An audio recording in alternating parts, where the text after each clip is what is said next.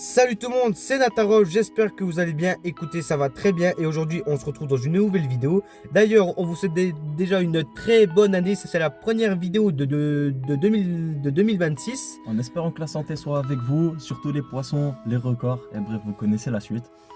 Alors donc, aujourd'hui ça sera une vidéo tier list où est-ce qu'on va classer les différents poissons qu'on peut retrouver dans la rivière. Donc bien sûr, on fera une autre vidéo sur les ématants, si ça te chante. Ça pourrait être possible, après ça à eux de nous dire s'ils aiment ce type de format, s'ils aiment quand on discute eux et nous, s'ils préfèrent plus des vidéos sur le terrain, etc. Exactement. Alors donc, pour cette vidéo, ça sera une vidéo où est-ce qu'on va classer les différents poids maçons, comme je vous l'ai dit, dans une tier list qui sera du roi de la rivière jusqu'à nul à Et puis alors Massi, il y a une liste bonus qui sera à découvrir. Vous pouviez nous donner des défis, ça nous rajouterait un petit challenge, parce que c'est pas forcément des espèces qu'on a cherchées jusqu'à maintenant et qui sont présentes dans nos terres. C'est peut-être plus des espèces qui se situent plus basses en altitude, dans des eaux un peu plus réchauffées, plus profondes, etc. Après, c'est comme Ludo vous a dit, c'est à voir.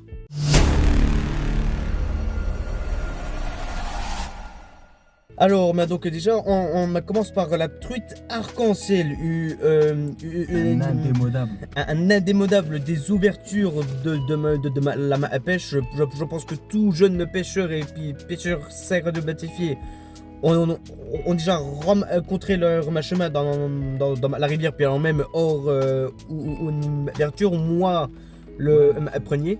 Après, souvent aussi dans les kermesses, à l'époque, je sais pas pour ceux qui sont à peu près de notre génération ou plus vieux, parce que maintenant ça a été interdit, mais les kermesses où il y avait une petite piscine avec des poissons dedans, généralement vous pouvez retrouver des truites arc-en-ciel.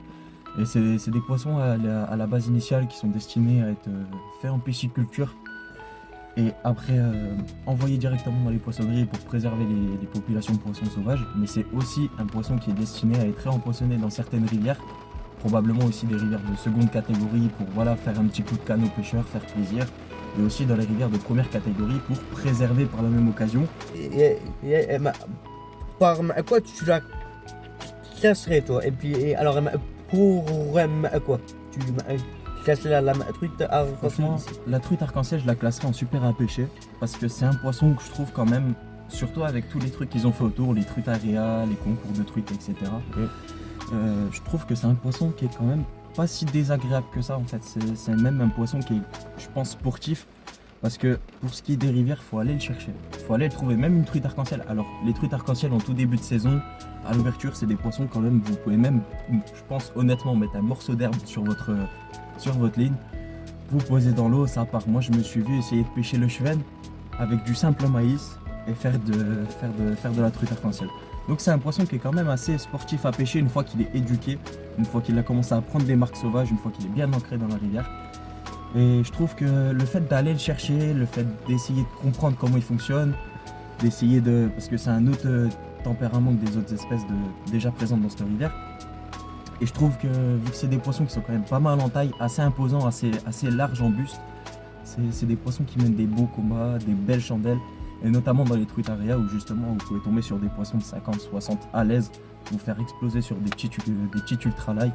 Et franchement, ça fait plaisir à mort. Donc franchement, je trouve qu'il est agréable à pêcher le poisson. Mais écoute là, je n'ai rien à me dire de plus. Et puis alors plus ce même poisson, il peut être pêché par les expérimentés comme nous, comme pour les jeunes qui veulent se lancer dans la pêche. Il y a beaucoup de pisciculture aussi qui font un accès ouvert dans certains de leurs étangs pour justement initier à la pêche, etc. Beaucoup de fédérations qui font l'école de la pêche. Comme par exemple dans le 70, si je ne dis pas de par chez nous, on a une super fédération qui justement propose l'école de pêche, donc un tarif de carte réduit et un tarif annuel. Donc c'est, si je me trompe pas, tous les samedis que c'était à l'époque de 9h à midi. Et ils amènent, si t'as pas ton matériel, ils amènent le matériel, ils amènent les appâts, ils amènent tout ce qu'il faut. Et franchement, ils vous guident à travers cette passion qui est juste incroyable.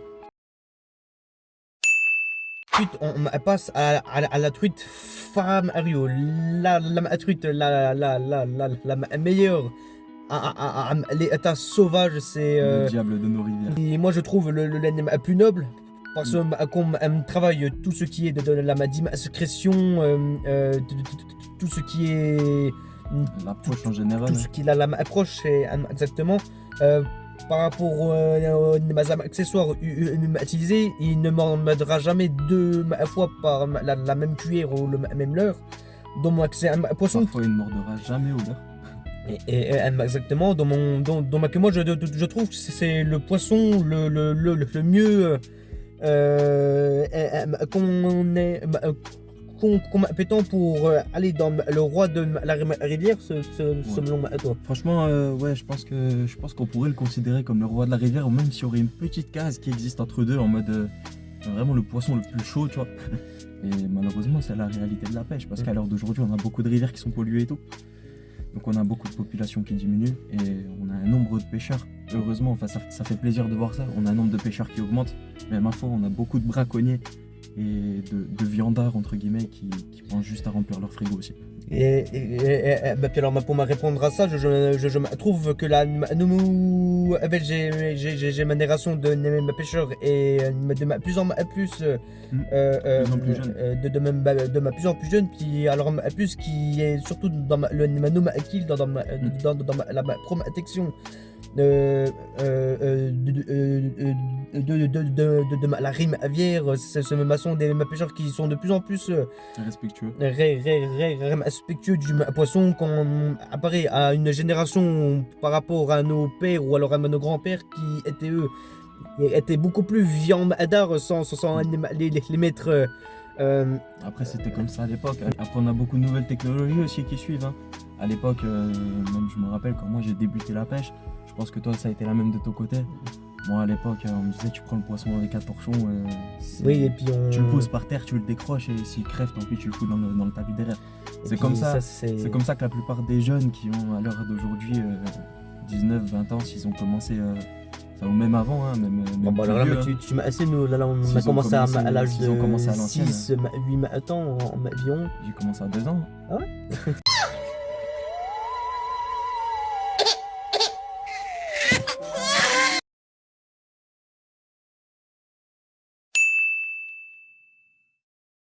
L'espèce suivante est la perche soleil, la mini perche qui est souvent utilisée pour tout ce qui est nuisible, ce major de poisson qui est même classé nuisible par certaines fédérations. Par toutes les fédérations maintenant. Ah ouais?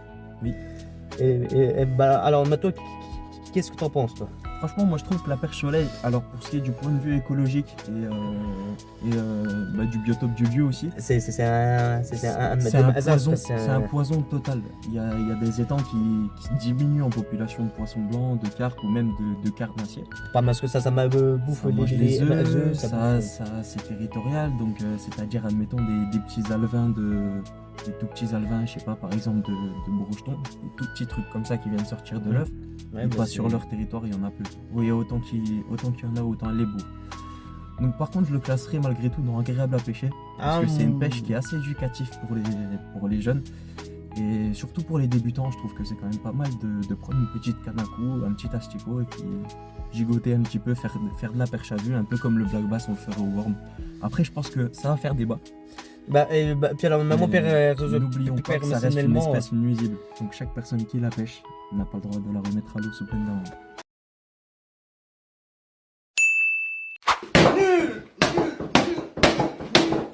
Alors maintenant, on passe au poisson phare du Majo, le chevenne. Le chevenne, c'est un poisson qui est franchement bien, franchement top. C'est un poisson qui, on va dire, lave la rivière.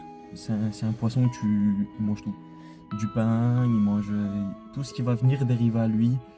Du pain, par exemple, du maïs, du ver de terre, des mouches, des larves, probablement des choses que les truites n'auraient pas consommées, que lui consommera. Et c'est un poisson qui est franchement sportif. Je pense plus sportif que la truite arc-en-ciel et la truite fario. C'est un poisson qui est, je pense au niveau de la truite fario, qui est au-dessus d'elle niveau méfiance. C'est quand même un poisson qui... Il faut savoir le pêcher, faut avoir de l'expérience. C'est pas un poisson pour débutants. C'est un poisson, il y a besoin de discrétion, de finesse, de légèreté. Et surtout, de bien choisir les endroits et d'avoir une très bonne vue, si possible avec les polarisants.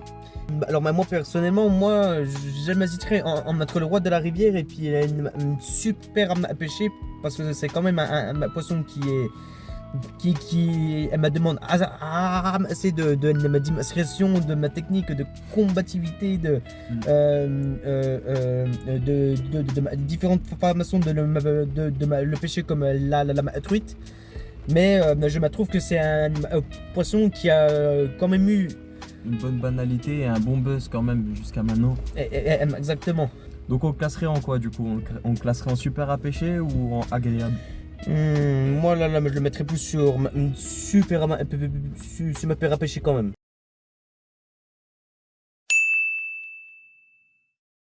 Alors là, on passe à un acier qui est très présent sur dans les étangs, mais surtout dans la deuxième catégorie, le brochet. Le poisson phare, le poisson majestueux de nos rivières et de nos étangs. Sans ce poisson-là, nos populations iraient mal. Exactement. Il régule probablement tout ce qui est du poisson blanc. Il est là, il est dans la rivière, il fait sa vie, il fait sa zone, tu le vois, même ton leurre, il le prend pas cet enculé. On ne pleure pas, on ne pleure pas. C'est interdit de pleurer, interdit. Pour le peu d'expérience que moi j'ai avec, franchement, je trouve que c'est un poisson qui est quand même, franchement, mais super bien pêché. Oui. Après, il faut quand même de l'expérience, ça dépend dans les milieux où vous alliez, si vous allez dans les étangs vaseux, si vous allez dans les gravières, si vous allez dans les rivières, dans les canals, si vous allez dans des petites mares, si c'est sauvage, si c'est bien pêché, si c'est complètement braconné, si c'est public, si c'est privé, etc. C'est tout ça qui prend en compte, mais pour des étangs, on va dire, de bonne qualité, entre guillemets, on va dire normal, c'est quand même un poisson qui est méfiant. Il faut être discret aussi, comme la plupart des espèces.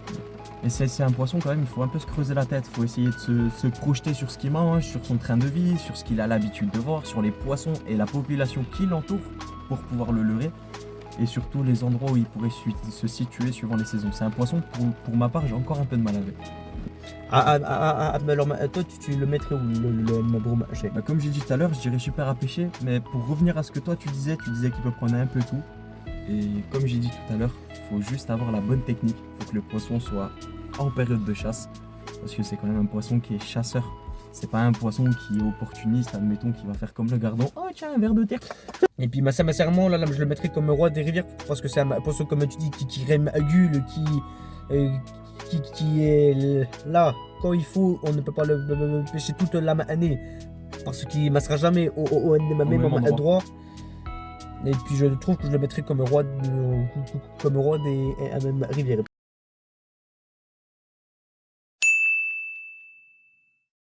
Passons à une autre espèce, et cette fois-ci on passe sur un percidé, et on parle de la perche. Alors le plus petit carnassier qu'on trouve dans nos rivières. Et puis pour ma part, c'est un poisson que j'adore pêcher, parce que c'est un poisson qui n'est pas trop craintif, qui n'a presque pas peur de l'homme. Pour ma part, ça dépend d'où il est. Ça dépend assez, mais pour ma part, j'ai souvent vu des perches proche de moi quand j'avais des pluies sardes. Alors moi je me trouve que c'est un poisson qui est un petit peu comme la truite, mais qui est plus avec de la prédation, qui va plus chercher sa nourriture qu'on apparaît à la truite, qui va plus être paresseuse et puis rester dans son coin. La truite derrière son petit contre-courant, opportuniste.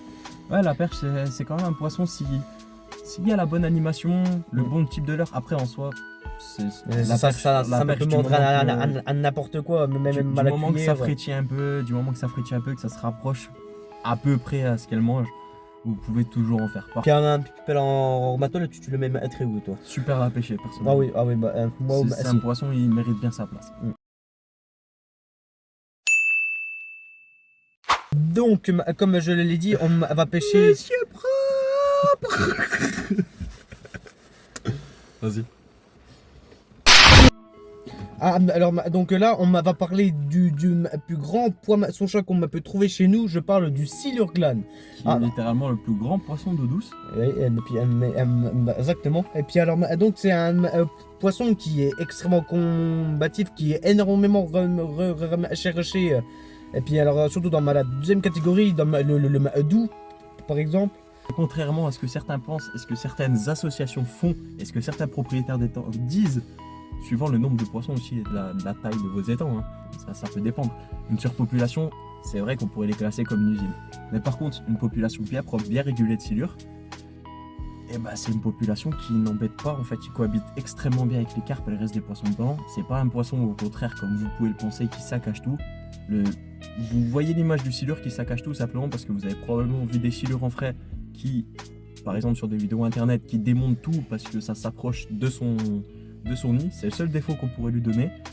Mais franchement, Et puis, pas de mal au biotope. puis alors, Massy, c'est comme il dit, c'est un poisson qui a eu une sale réputation.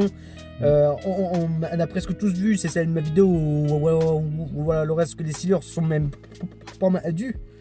Et puis alors, ça c'est quelque chose de très très grave. Ah, mais on a tous vu aussi certaines des vidéos de certains gros influenceurs, je sortirai pas les noms, mais sans vouloir trop s'avancer, mais on a un petit projet là-dessus aussi. On a un étang pas loin de chez nous. C'est pas des silures monstres, c'est des petits silures, mais on peut tomber sur les darons du groupe. Il y a des silures qui ont été mis il y a, je pense, 10 ans de ça. Oh, ouais, bien. Alors d'aujourd'hui, en pleine nuit, vous faites une soixantaine de silures comme ça, si vous vous débrouillez bien à 2-3. Et à tout moment, si vous pêchez bien avec le bon appât, 1m30, 1m40, il tombe. Oh oui. Facilement. Et puis alors moi pour la tier list je le mettrai à découvrir parce que c'est un poisson que comme j'ai souvent vu dans tout ce qui est short, dans tout ce qui est vidéo, parce que tout ce qui est team TikTok, ce genre de choses, c'est des poissons qui sont extrêmement combatifs. Et puis là, qui sont très difficiles sur matière de l'eau, il faut du matériel. Donc si vous voulez qu'on fasse découvrir cette pêche au Rudo, eh ben, écrivez-le là, c'est là que ça se passe, ici. Alors donc j'espère que cette vidéo vous aura plu. N'oubliez pas de vous abonner et de nous laisser un pouce bleu, ça nous ferait énormément plaisir. Et on se retrouve pour une autre vidéo. Et puis si on n'en refait pas une, ça sera pour ma Loom Vertu de la truc 2026. Ouais. Et si vous avez quelque chose à dire, un avis, un défi, une idée de vidéo, une envie de rencontre, etc. N'hésitez pas à la mettre. L'espace commentaire, il est là pour ça. Si vous avez des choses à exposer, des points de vue par rapport à de quoi on a parlé dans la vidéo, ou si même vous voulez une partie 2, n'hésitez pas à poser des questions, à nous donner des espèces.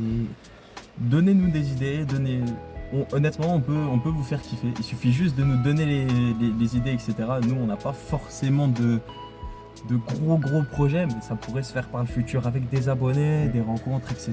Par la suite, il y a tout qui va se dévouer par le futur. Et on vous souhaite une bonne fin de journée. On se dit à très vite. Prenez soin de vous. C'était Natarov et Joris. On se dit à très vite.